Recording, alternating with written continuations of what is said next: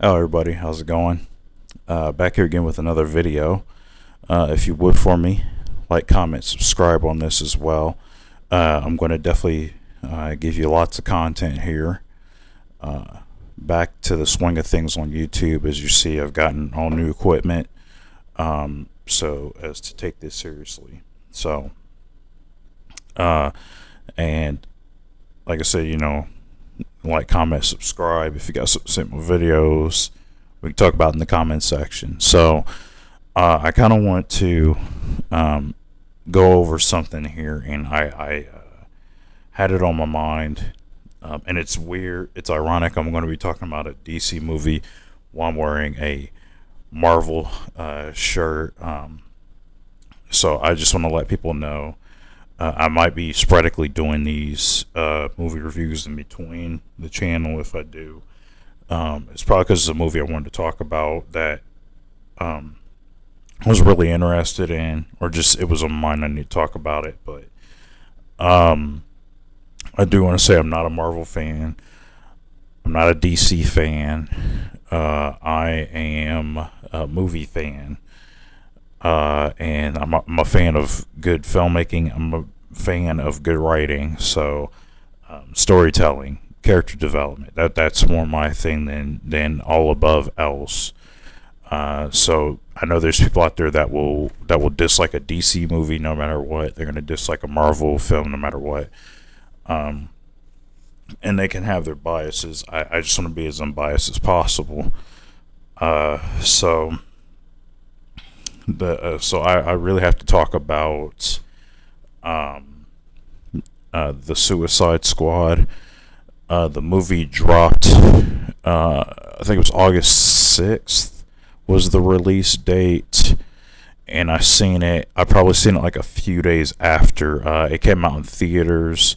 Came out on HBO Max at the same day. So as you can imagine, box office numbers weren't that great.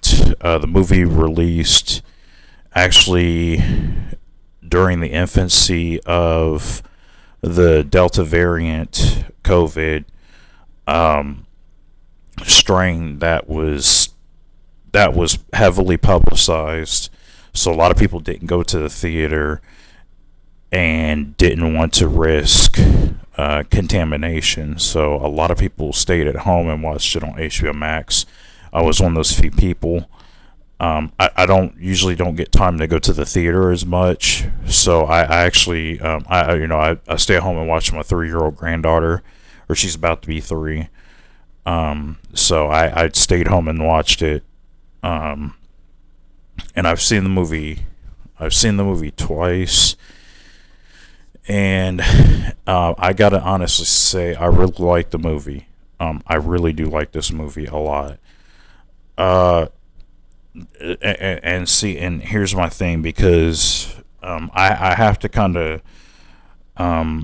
give my opinion pretty much on how I feel about movies of this caliber, movies like superhero films.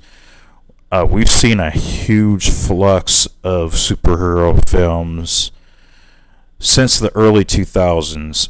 You can date back to Spider-Man. I think the first Spider-Man movie came out in 2002. The first X-Men movie came out in 2000. So that kind of started this huge overflow of superhero films.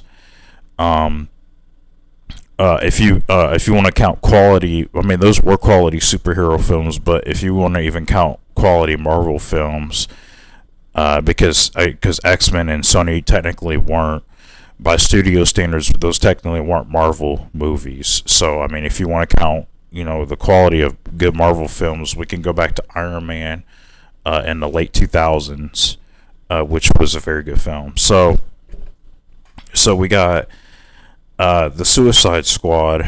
I guess I can rattle off the actors, director, writer. This is from director James Gunn. For those who don't know, James Gunn wrote the movie first. He wasn't initially going to be the director, and then DC gave him what they say in film, the carte blanche. They basically gave him the freedom to do whatever he wanted in film. So he got to make his own rated R Suicide Squad movie in comparison to the Suicide Squad movie that dropped back in 2016 that was directed by David Ayer. And if you guys don't know who David Ayer is, he was writer. He wrote the script to Training Day. He directed End of Watch. He directed the Netflix exclusive film Bright, which I wasn't too much of a fan of. And I think his most recent film was The Tax Collector with Shia LaBeouf, which I never watched. I was a little iffy on the trailer. There's a lot of things I don't like about that trailer, but we won't get into that. So David Ayer, he directed the one back in 2016, and I was excited for that one. I really wanted to see it. I saw the trailer in theaters, and I was like, okay, superheroes. At this point in 2016, a bunch of superheroes have had their own movies, and let's be honest with each other. Superhero films have all followed the same exact formula. The formula is no different if you look at every superhero film. Maybe the theme is different, and this is no shot at superhero films. I don't want nobody to think I'm just dogging superhero films. That's not what I'm doing. I enjoy superhero films. If a superhero film is good, Deadpool. I love both Deadpool movies. I think I didn't really care for the storyline as much to the Deadpool movies, but for what they were, I thought they were really good. They both their stories did something in the trailer that I wasn't a huge fan of, and I hope they didn't do in the movie, and they did it anyway in the movie. So that kind of made me not say Deadpool's the greatest superhero film ever made, but it's good. They're good for what they are, So, they unfortunately still follow formulas just like every superhero film, and so I was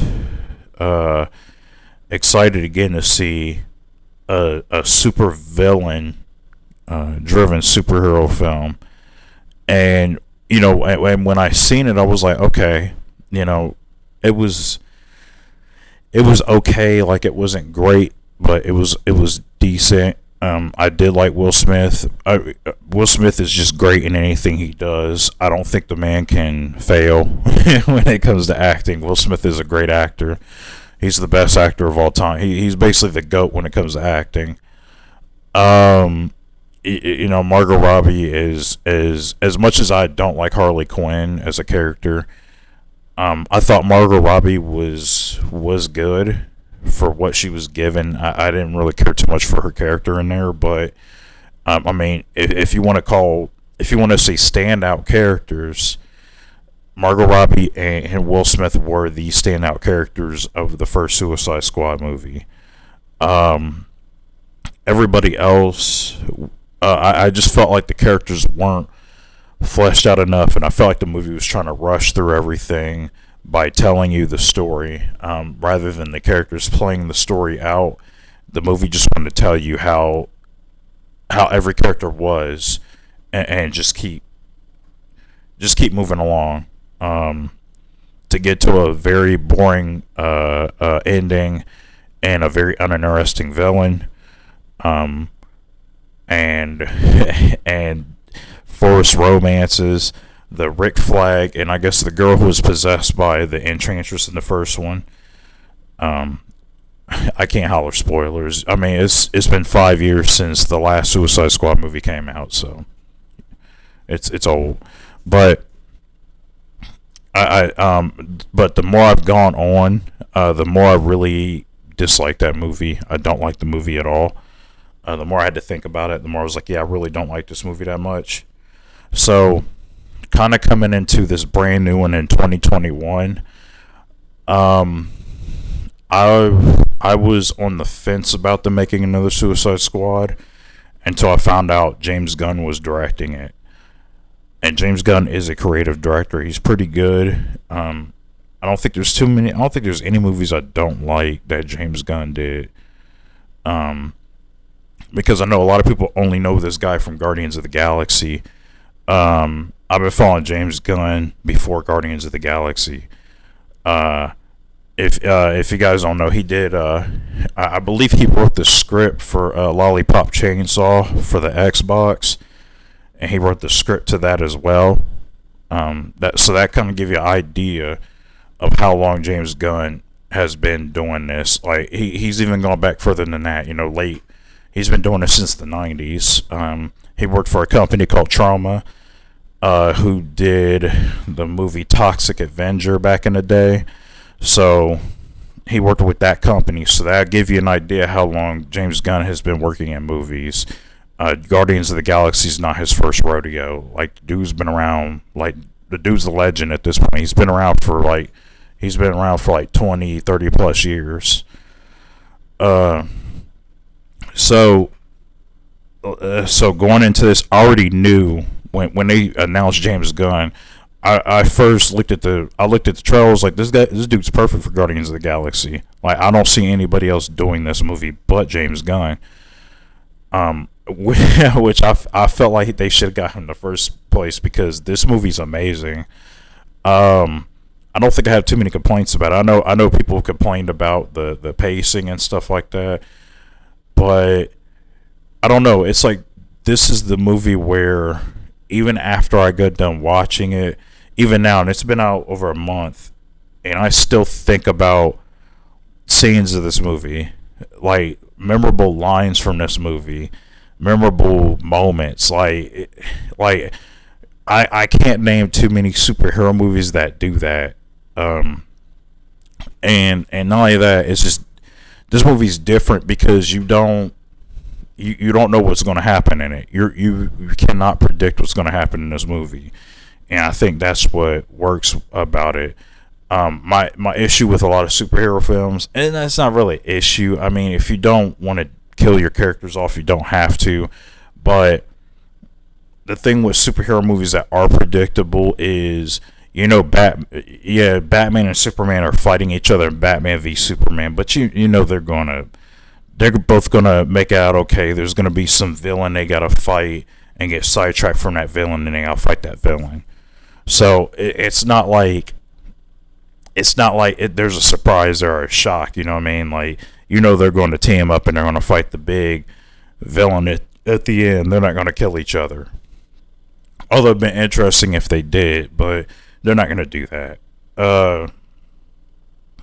And they're going to upset the comic book fans especially. And look at the old Suicide Squad. That movie followed the same pattern. The funny thing about that Suicide Squad movie is, before the characters died, I knew who was going to die and who was going to live. I easily pointed them out. I was like, okay, you're going to live, you're going to live, you're going to live, you're going to die, but you're going to live because everybody likes you. You know what I mean? This Suicide Squad movie, I didn't know who was going to die. I didn't know who was going to die at all. And I feel like if you say you knew who was going to die in this movie, you're lying to yourself.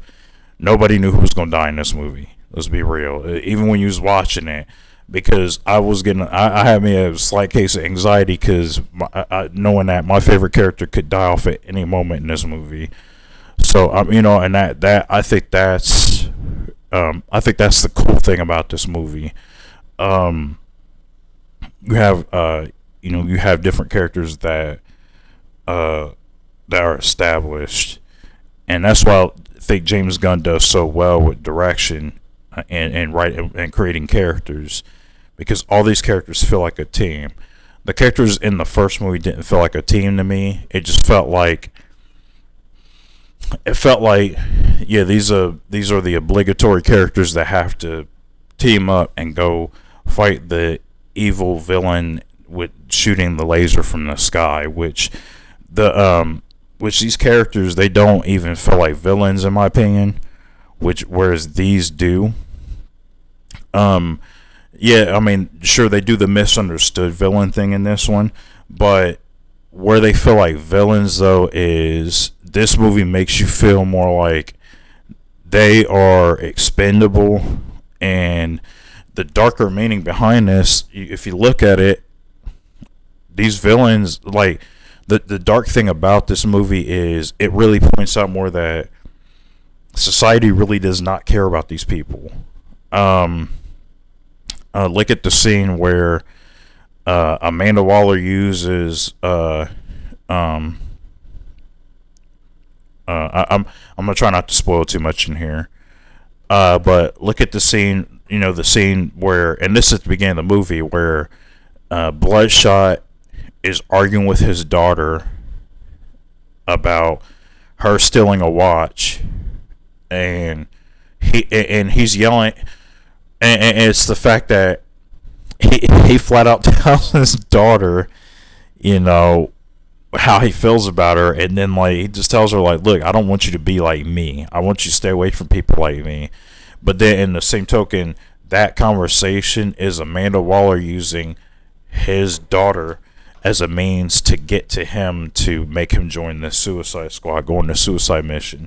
Because at the end of the day, that's what the Suicide Squad is all about. They're expendable, and that's what I loved about this movie.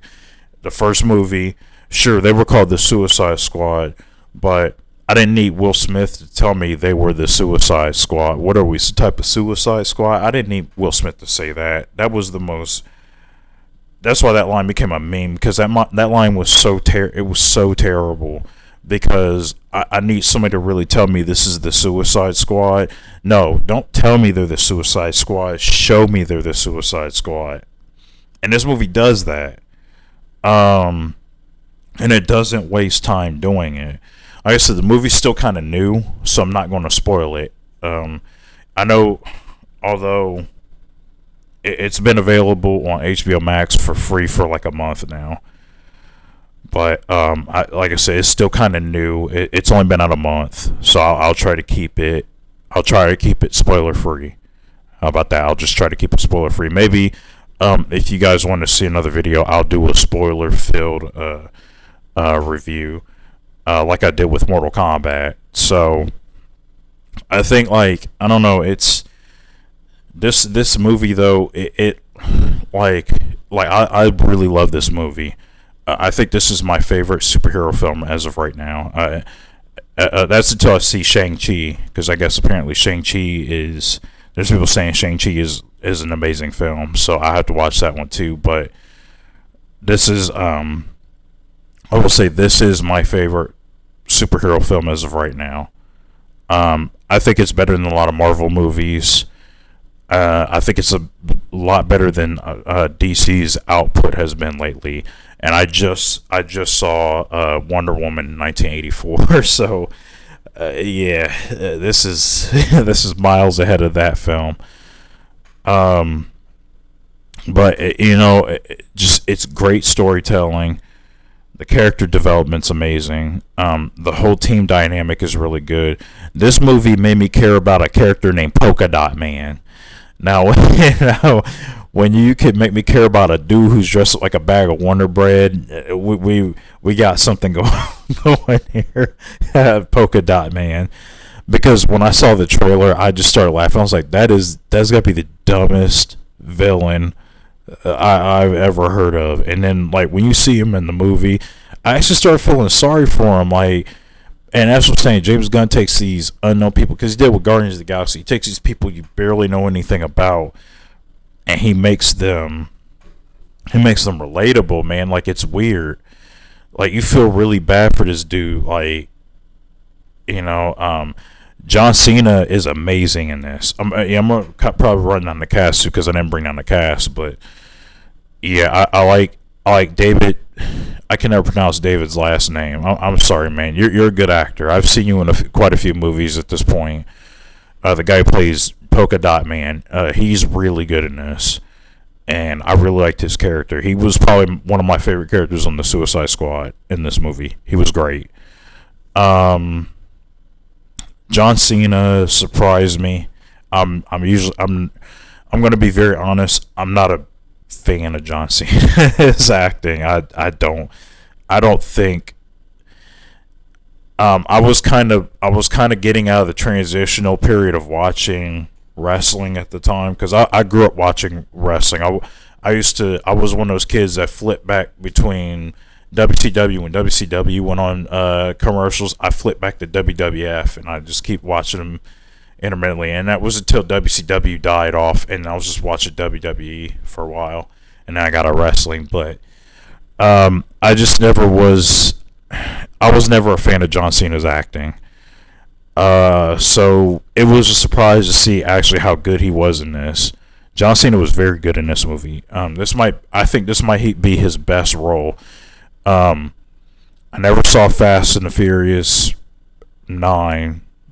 I don't plan on seeing it, so you're gonna have to put in the comment section, tell me he was good in that, because I'm not watching that movie. I refuse. I've pretty much boycotted every Fast and Furious film, but I think, but as far as this movie goes, I think out of every movie I've seen John Cena in, this is his best movie. This is his best role, easily. He just played this role too well. Peacemaker, I think, is his name in the movie. He's the Peacemaker. I don't know half these. I don't know any of these characters really, but yeah. So he did really good as the Peacemaker. I mean, he's like a captain. He's Captain America if he had like this really twisted sense of justice. So I really did enjoy that character and the way his character arc was. So I really did like that. I like the dark humor in here. I jumped from the characters to the themes, but I did like the dark humor in here. It was pretty darkly funny. I was laughing at parts I probably shouldn't have been laughing at, but it was pretty intentional. I like Margot Robbie as Harley Quinn in here, and again, like I said before, I'm not a Harley Quinn fan at all. I think Harley Quinn is the most annoying character on screen, and she wasn't annoying in here. She was written very well, actually. I really liked her in this. They really explore like her mental illness, and they play it up for laughs. Again, it's the dark humor, but then when you really look at it, you're like, man, this girl's really messed up. Like she is crazy. Something that I don't think the first movie conveyed very well was how insane she was, and I thought this movie did it way better. Especially, and I think you've seen in the trailers the fight scene where she has the flowers coming out. That scene is probably one of my favorite scenes in recent comic books. Like that hallway scene is one of the greatest action sequences I've seen in a comic book movie. So I love it. It's just great. It not only does she do action, but it conveys how crazy she is. When she looks at violence, she sees all these flowers and birds and all that stuff coming out. So it really tells you about her state of mind. Like she's off in this, and I love it. I didn't talk about the man. Well, King Shark. Let me do King Shark too. King Shark was good. I did like King Shark in here. King Shark was played by Sylvester Stallone. So that was pretty nice to hear Sylvester Stallone play a shark who had the mind of like a 6-year-old. That was kind of cool. I did not want him to die. I was like, okay, if that's one character that stays alive through the end, it should be King Shark. So is that Idris Elba? I really liked Idris Elba in this. I think I liked. Okay, him and he played Bloodsport, and I guess he's a different character in the comics. So I really liked him as Bloodsport, and I guess that is true in DC lore. What he did with Superman, the kryptonite bullet, which put him in the ICU. I did like him. I really liked his character a lot. He's just kind of this. It's kind of a beast, really. Like, dude's a beast, man. Like throughout the entire movie. And I really liked his. I really just liked. They showed the relationship more between him and his. Or between him and his daughter, because that was my issue with the first movie. Will Smith's the relationship between Will Smith and his daughter in the first movie, it was bland. Like sure, okay, he has a daughter that doesn't want to have him, get him arrested or whatever. But I just thought that whole relationship between Will Smith's daughter and him in the first movie was just so boring. Whereas I thought the relationship in here, although they didn't show much of it, they still gave you something of it. Like they really have a strained relationship. Like their relationship is busted. Like it's busted beyond repair. You know what I'm saying? You could tell from the dialogue in the first one, they don't care for each other. But they deep down they do care for each other and they care what happens to each other. But their relationship is just not. They have a very fractured relationship. And again, I'll even tell you, like, even in the dialogue, Idris Elba flat out basically tells his daughter, "I didn't even ask for you. I didn't want a daughter. Okay, I didn't want you. Your mom forced the paternity test on me. I didn't want you." Like, and that whole scene is intense. Like, just them arguing with each other. Yeah, man, this is a very unique superhero film. I don't really know too many superhero films that have done this. I know it's rated R. We do have there are rated R superhero films out there. Shows. I think we just had Invincible. I never watched Invincible, but I heard it was really good. So, and I plan on checking it out. But I know we had Invincible. If we go to film. Or I think The Boys was violent too. The Boys. I never saw The Boys neither, but I know we had both Deadpool movies.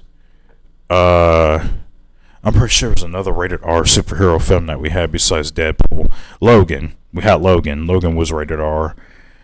That was like our only rated R X-Men film. So I mean, we're getting.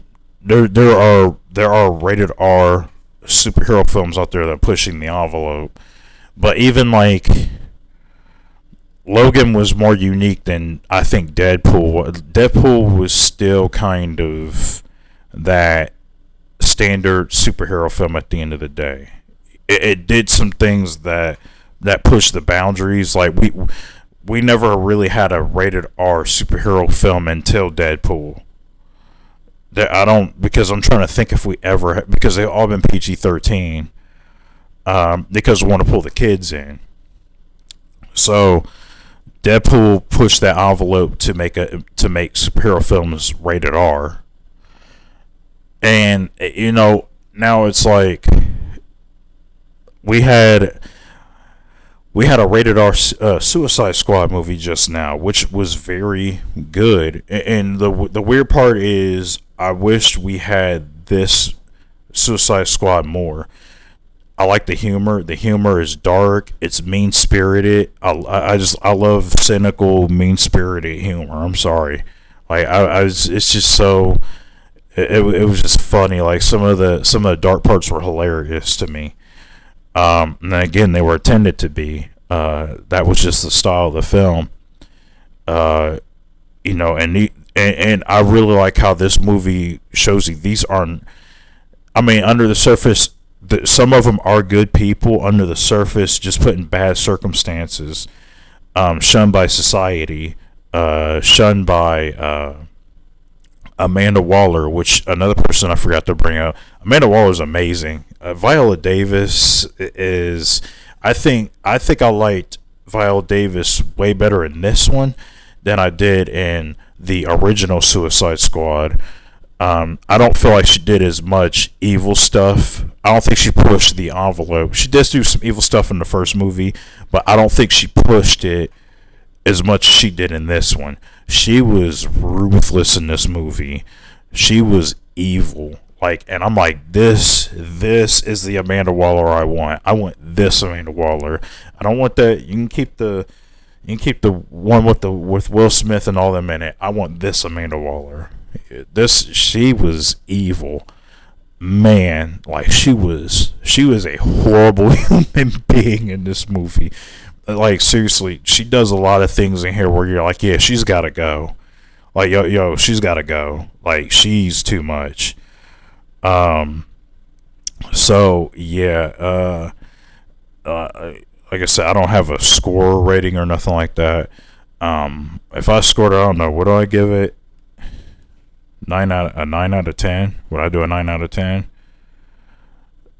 Because I don't know if it's, I'm trying to debate if it's even a perfect movie. Maybe I'll give it a 10 out of 10. I don't know what was wrong with it. I know a lot of people said the pacing was off, but when I watched it, it was only a 2-hour movie, and I barely even noticed that 2 hours went by.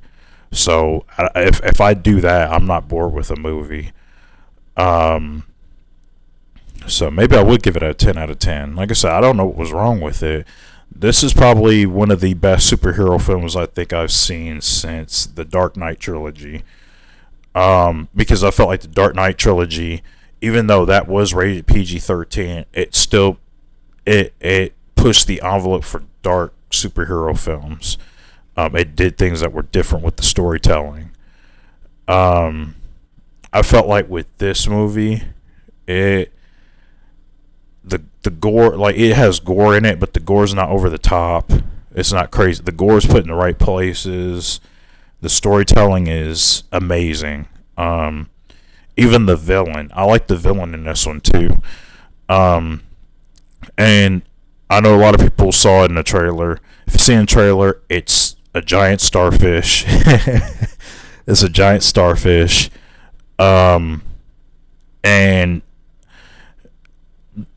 okay, so the way they incorporate the starfish in here, he's not, okay, I don't want to ruin that for you. Maybe that is ruining it for you. But there's multiple layers to, I know you look at that and go like, man, that is a ridiculous villain. And I agree. I said the same thing. I was like, a giant starfish, that looks stupid. But don't doubt, I should never doubt James Gunn. And the way he wrote it in here, there's multiple layers to what's going on, what's happening. There's multiple layers to it. So I think it works in that regard. But yeah, so you saw what I thought about it. Like I said, I'm not a huge movie critic, but this was a movie I kept thinking about, and I was like, man, I really want to talk about this on my YouTube channel. I'll definitely put up more writing stuff here pretty shortly too, so that way you guys can get more writing content. I just wanted to tell you what I thought about this movie. If you guys again want to, if there's any people on here who like to watch movie reviews, want to see me do more movie reviews, discuss some stuff like this, I could do that as well too. I write movie scripts also. So, again, like, comment, subscribe on this channel, and I will see you in the next video. Peace.